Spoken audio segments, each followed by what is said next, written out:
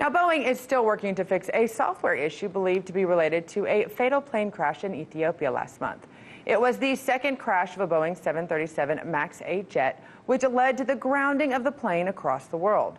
But the results of a preliminary report on the crash are leaving many with even more questions for both Boeing and the Federal Aviation Administration. RT's Rachel Blevins has the story.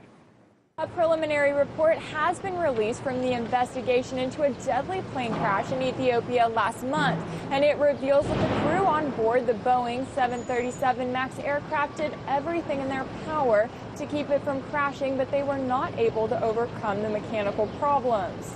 The report shows that the aircraft had a valid certificate of airworthiness. The crew obtained the license and qualifications to conduct the flight. The takeoff roll appeared normal, and the crew performed all of the procedures repeatedly that were provided by the manufacturer. But they were still not able to prevent the crash.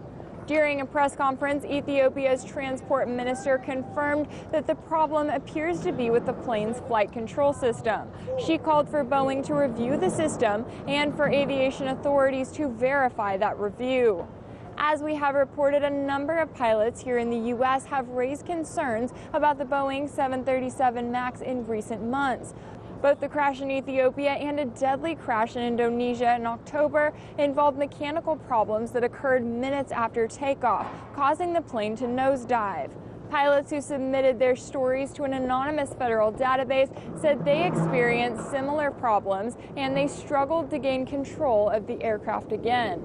However, federal aviation officials have continued to support Boeing. When questioned by lawmakers, the FAA's acting administrator said that flight data records show that the same software malfunctions had not been reported here in the U.S. Here's what he had to say. There were no incidents of MAX flights in North America.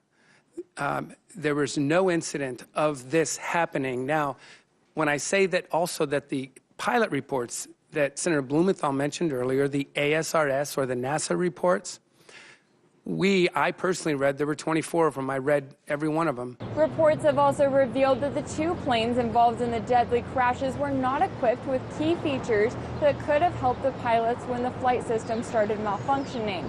This includes an angle of attack indicator and disagree light that could have alerted the crew to problems with the plane's sensors before it tried to correct them on its own. But those features were not included on the planes because Boeing charged extra and they were not required by aviation officials.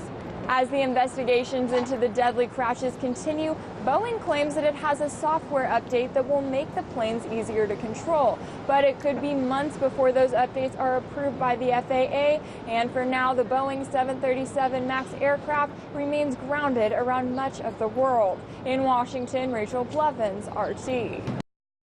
Hey YouTube, thanks for checking out our channel. We hope you enjoyed the video. We have tons of content for you just like this. For more of RT America's one-of-a-kind news and analysis, be sure to subscribe and never stop questioning more.